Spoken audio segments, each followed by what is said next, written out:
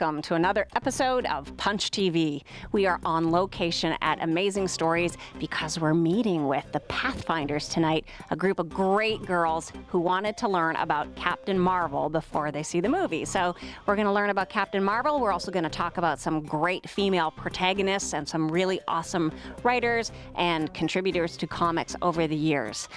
We're also going to show you Bat Night. We went to Christchurch Anglican and learned about bats and showed off bats and talked Batman. So we're going to show you the highlights from that.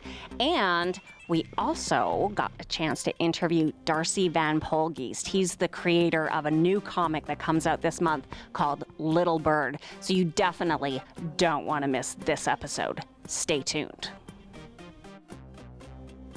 I am here with Darcy Van Poelgeest. This is our very first satellite super tech interview that we've ever done, so I'm super pumped about it. And I'm also really excited about his new comic, which is coming out with Image, called Little Bird. Welcome to Punch TV, Darcy.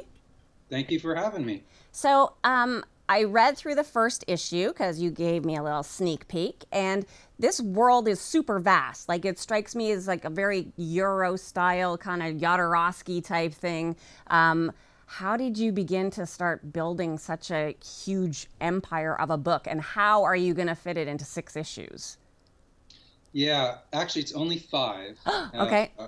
So it's even worse than that. But yeah, it's very, Little Bird is in general it's very dense storytelling, and you probably get a sense of that from the first issue, and I think that just continues as the series goes on.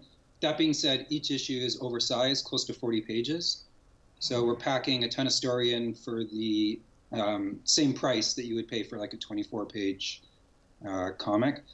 But in terms of building the world, it really just started with the protagonist of the story, Little Bird, and just expanding out from there, you know. So really, this takes place in the distant future, and just slowly developing that character and what the world will look like in that time. Now, your background is you're more of like a filmmaker. Is a comic really just a more elaborate series of storyboarding? And why did you decide to make the jump to comics?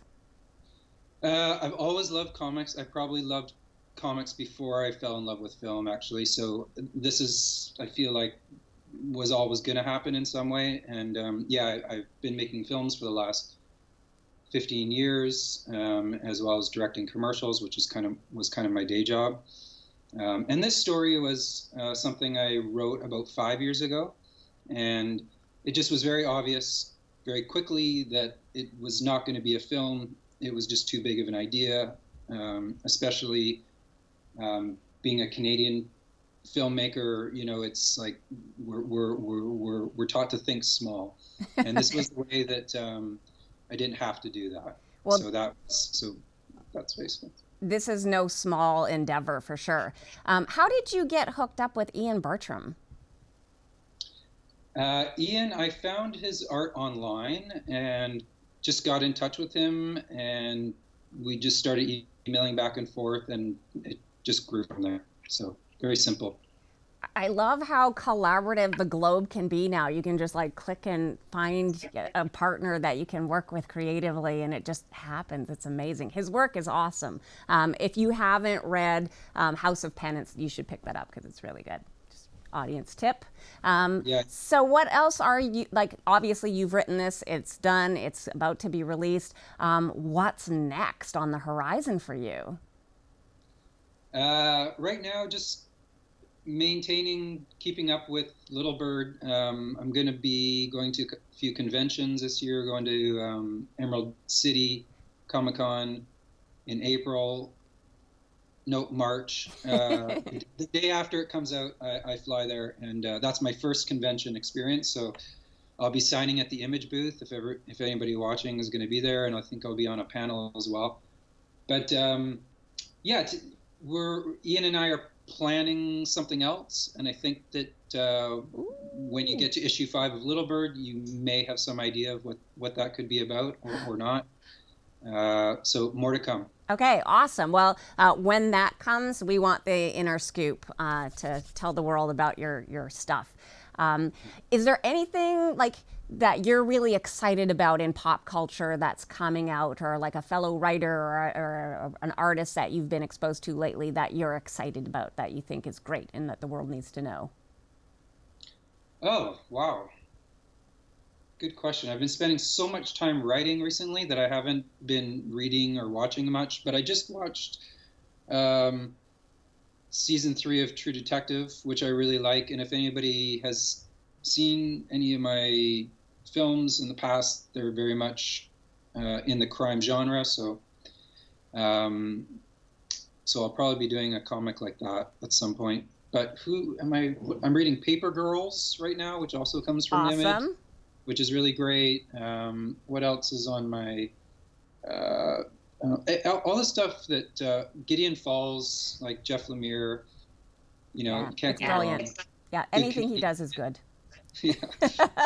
And, awesome. Well, those are some good tips for us to recommend to our audience, and we were really looking forward to actually having Little Bird in our hands to read and share. So thank you for taking the time to talk to us, and good luck at Emerald City, and we will talk to you when your next book comes out. Thank you so much. All right. Thanks, Darcy. Bye now. Bye.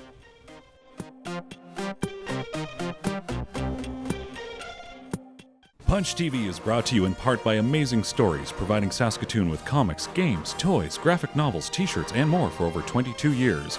Online at AmazingStoriesComics.com, in person on 8th Street in Saskatoon.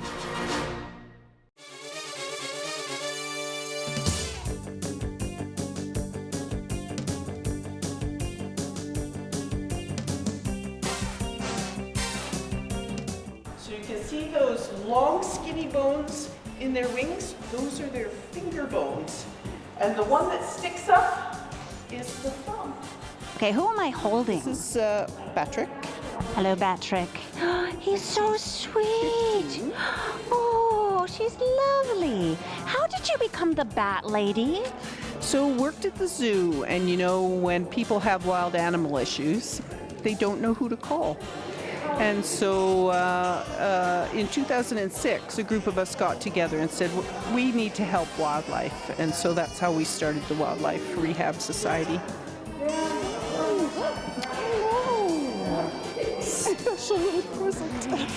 So if somebody wants to get involved on a volunteer type basis, how do they go about doing that? You just Google Wildlife Rehab Society of Saskatchewan. We have a Facebook page, and we have training every few months to teach people about wildlife and wildlife issues. And once a year we have training if you want to actually rehabilitate bats. And we even have volunteers who will go in and rescue animals. So, sometimes there's an owl beside the road, or ducklings trying to get to a pond. Yeah. Yep, we help with all that. Lots of levels that people can get involved with. Yep. Oh, that's fantastic. Well, thank you so much for coming tonight, and thanks so your much expertise for and coming. showing off our beautiful, sweet little friends. You're so adorable. Bye, Patrick. Bye.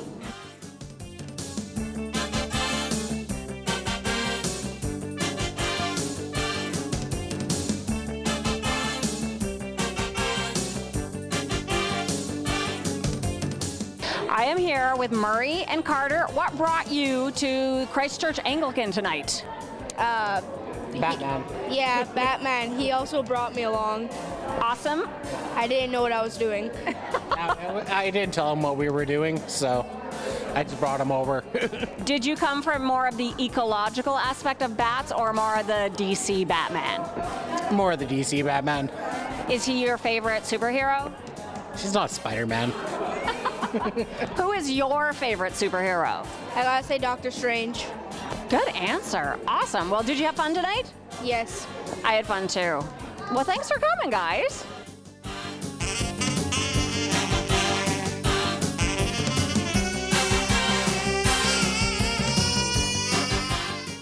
I am here with Dan Hughes and his awesome collectibles. Of your bat collection, what is your favorite piece? I think it has to be the Shakespeare bust. Does the head actually tilt? It does. Would you like to see? I would! Here we go. Of course, we know how this works. Yeah. The Batman or Bruce Wayne would get a call from the commissioner on the bat phone, and then to get down to the Batcave, they tilt back the head, hit the hidden switch, which pulls back a bookcase. It reveals 2 bat poles, one for Batman, one for Robin, and then down into the Batcave, into the Batmobile, out the cave, and go see the commissioner. Awesome. Very exciting. That is super cool. I love that you have the LP. Do you listen to it very much? Well, I would say maybe once a year. Okay, that's good though. Yeah, that's right. It's not strictly just like a do not touch collectible.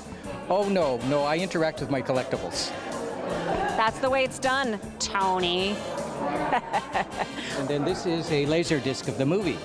Do you have a Laserdisc player? I used to, but they didn't last very long. But nevertheless, it's a cool collectible. It's a great cover. Yes, just to have it for the cover is awesome. Cool. Well, thank you for showing off some of your neat things. What is that? That's my autograph from Adam West. And there it is. This hangs up on the wall in my study. My Shakespeare head, of course. Of course.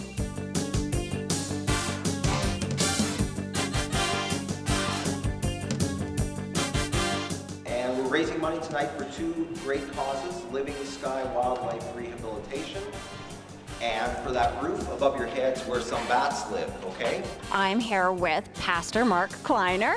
Why did this evening come to be? Bats, Batman, put them together. It's like peanut butter and chocolate. You know, something interesting happens, something kind of bizarre, something special, right? On their own, they're wonderful, but you put them together and that's where all bets are off. So I don't know why it happened to be, because people like you said, yes, let's do it. You know? Okay, so what was the spark? What was the first incident that led to the dominoes falling? Fair enough. Well, it was actually a bat just right in this basement space, like flying around trying to find her way home, as it turned out.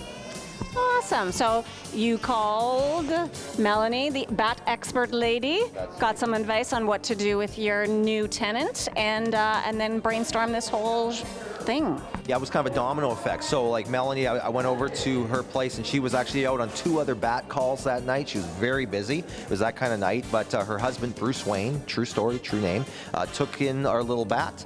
And then this whole thing just started to percolate. And it was like, you know, I gave you a call, I talked to Melanie, and she does these little informationals. So one thing after another, Glitch got on board, of course, Amazing Stories with you, and Reverend Venerable Dan Hughes and Craig Silliphant, and here we are tonight, and then all the people came. God bless them. And we are very happy to be a part of it. So thank you for inviting us. And hopefully we can do this all in the spring for Robin Night. Or Robin Afternoon. We'll see. We'll see what's going to happen. Night, afternoon, I don't know. We'll talk. But I definitely think a Robin event in the spring is itching to happen. Yeah, it should have been done a long time ago. Let's do it. Okay, awesome. We will meet you back here in the spring. Hey everybody, Craig Silliphant, the Movie Geek here for Punch TV, and I am at Christchurch Anglican for Bat Night, and we're having a great night here, but I thought I would give you my top 5 Batmen as seen in the movies. Feel free to argue with me about this if you want. I think everybody's got their favorite, and, you know, lists are made to be argued about. There's been a lot of people to play Batman over the years. There was Lewis Wilson in the 1943 serial, Robert Lowry in the 49 serial. Of course, there was a bunch of guys who got the short end of the Batarang, like Val Kilmer and George Clooney, whose movies were so bad that they kind of stopped making Batman movies for a while. And, you know, had their movies been better, they might actually have not gone down in history as having such a bad bat experience, because they actually weren't too bad as Batman. But they did not make my top 5, nor did the really fun Lego Batman, who you might also have an affinity for. But the top 5 Batmen on my list. Number 5, Ben Affleck, yes, Batfleck, from Batman vs. Superman and Justice League. Now, a lot of fans, there was a lot of cry out when he got cast in this. Of course, like I said, they called him Batfleck. But to be honest, those DC movies, in my opinion anyway, aren't very good. And he was kind of the bright spot in them. He did a good job as Batman. He was a good gruff Batman and a believable Bruce Wayne. And, you know, I thought he actually did a pretty good job. And he's obviously not going to to be playing Batman anymore in the 2020 version that's coming out, so we'll see where they go with that. But the number 4 Batman, this one's a bit of a cheat because it's not live action, but Kevin Conroy from The Adventures of Batman and Robin and Mask of the Phantasm from the 90s, the animated series. A lot of fans might say he was the best Batman. He certainly does a great job of balancing Batman and Bruce Wayne, and the series itself is excellent. A lot of cartoons take themselves seriously now, but they didn't necessarily back then. And Batman was a show that could be funny and serious and explore that serious side of Batman too. So that was cool. And I actually got a chance to hang out with Kevin Conroy when he was here for the Saskatchewan Entertainment Expo a few years ago. Super nice guy, and he had a ton of great stories. The number 3 Batman, Adam West from the 1966 to 68 TV show and Batman the movie in 66. Batman wasn't always super dark, and this show was campy fun well before the character was reinvented as the Dark Knight. It was colorful and silly, and everybody remembers that great theme music. It holds up really well. I watched it recently, and it's pretty funny. Adam West, of course, was the only Batman we really had until 1989, and he was cast because he was able to deliver some of those hilarious lines with a straight face. Number 2, some people might argue with me on this one. It might be controversial, but I'm going to say Christian Bale from the Dark Knight trilogy, Chris Nolan movies. A lot of people probably would put this as their number 1, especially if they're a bit younger than me. Hey, I can understand that. If you don't like it, make your own list. Bale committed hard to the role. He had dropped to 124 pounds for the movie he shot before called The Machinist, and he had about 5 weeks to gain back about 60 pounds to about 185 pounds to play Batman. So pretty grueling, and I mean, he's always known for kind of doing stuff like that with his body for his acting craft. These are obviously the most realistic Batman films. Bale's a great Batman and a Bruce Wayne. My only issue with Bale is the silly voice, which got spoofed a lot. Sure, it's cool when you're hanging a guy off a building going, you know, talk to me. But when you're in the Batcave with Alfred going, Alfred, could you get me some pancakes? That just gets a little weird.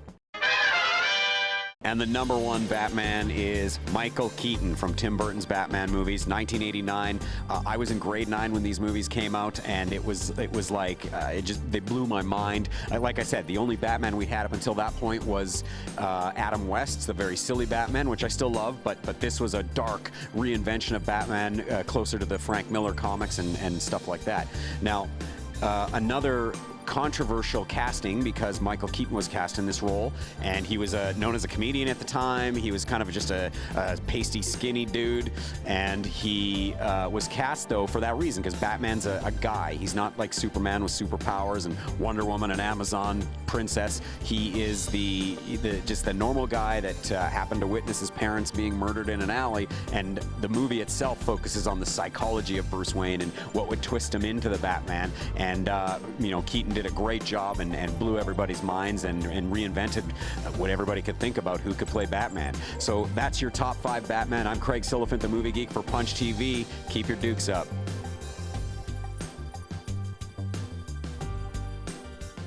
Punch TV is brought to you in part by Amazing Stories, providing Saskatoon with comics, games, toys, graphic novels, t-shirts, and more for over 22 years. Online at AmazingStoriesComics.com, in person on 8th Street in Saskatoon.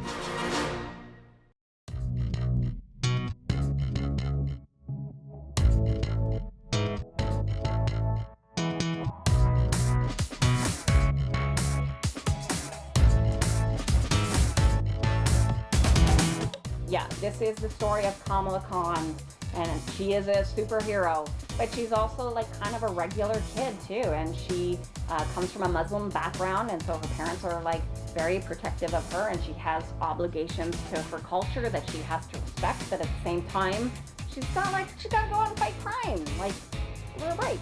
Kezzy and I were just looking around in the stacks here and came across, I think, one of your favorite new things. Who's your favorite superhero right now? Spider-Gwen.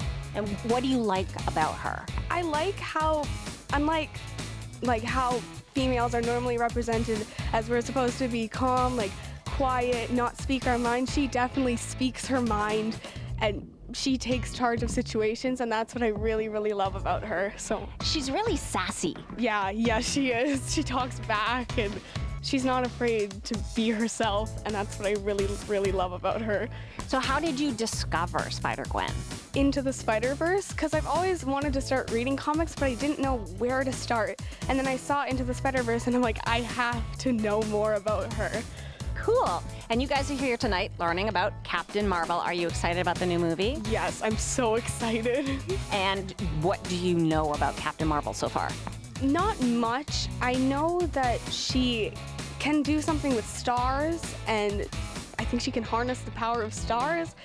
And she used to be on Earth, but then she got sent back to space, and now she's on Earth, and that's basically what I know about her. Okay, well, there's like a bajillion different versions of her. So yeah, sometimes, like you said, it's hard to know where to start with something. And, you know, this version of Captain Marvel is different from that version, but I'm very excited about the film one. I think they're going to do a really good job. So hopefully that's the case. So we'll do a review of Captain Marvel after the movie comes out, and hopefully we will both be happy. Thanks for talking to me. No problem.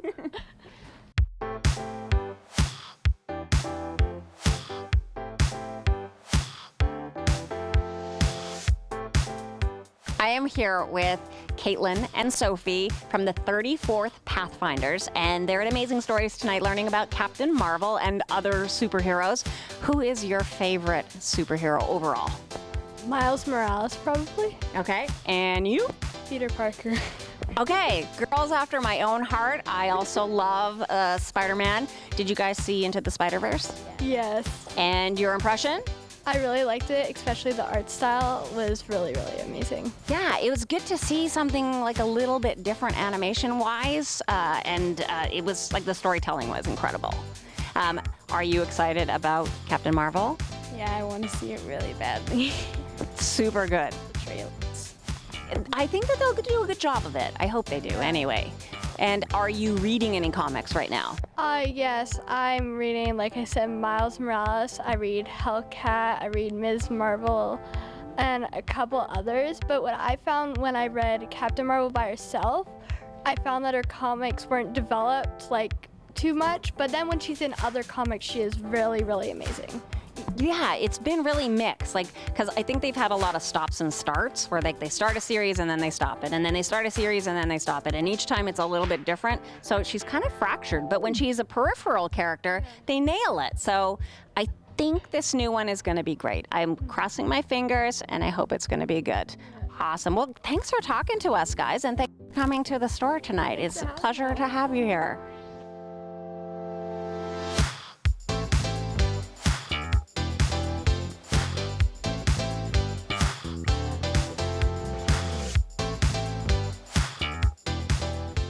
I'm here with Olivia and Taylor, and you guys are more into the manga than the comics? Yeah. What are you reading right now that you like? I'm reading Assassination's Classroom. Ooh, what do you like about it? I like how they're trying to kill the teacher. I feel sorry for your teachers. You're not taking any of this to school, are you? Nope. Good answer. What are you reading right now, Taylor, that you like? I'm reading Is It Wrong to Pick Up Girls in a Dungeon? And what is the premise of that manga? I don't really know how to explain it. It's definitely all over the place. A lot of manga it's like really wacky, and I think that's what's special about it is that they don't necessarily stick to just like a plot line like a North American writer would. It's like it jumps around and it is far out. So yeah, yay manga. Are you watching any anime? I think that's all I do now. What's your favorite anime? Oh my gosh, I think it would have to be Assassination's Classroom. I just really like that concept, but Fruits Basket is really good. Yeah, that's a big favorite. Awesome. Well, I hope you can continue loving manga and loving anime and reading maybe a few comics, and that we'll see you in the shop a little more often. Yeah, awesome. Thanks for talking to us, guys.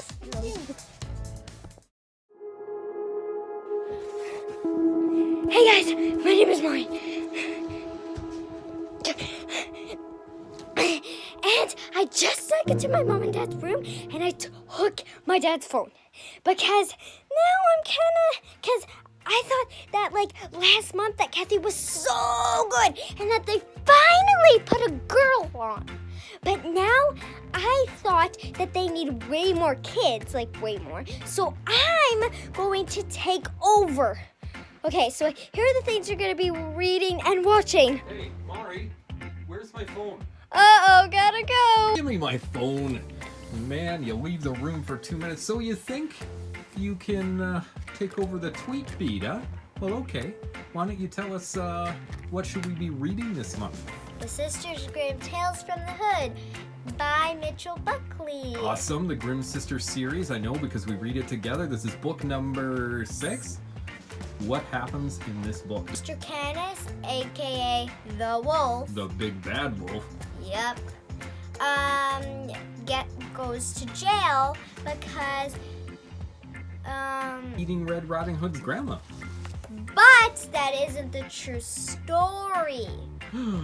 Do we find out the true story in the book? Yep. Okay, don't give it away. I won't. No spoilers, No. but everybody should be reading this book. Yes. Okay, what's the next book? The next book is The Babysitters Club, Christie's Big Day. They still make the Babysitters Club? Yeah. And it's a graphic novel by Gail Callahan. Ooh, let's see. A graphic novel. Okay, open it up. Let's check out the inside. Oh, wow. So what happens in this one? Christie's mom gets married to a guy named Walton. Is that a good thing? Yes. Yeah, he's a nice guy? Yes. We approve? Yes. What about Christy? Does she approve? Yeah. Yeah, okay, cool. And he's rich, and he has a mansion, and they moved into his mansion. Nice. Television.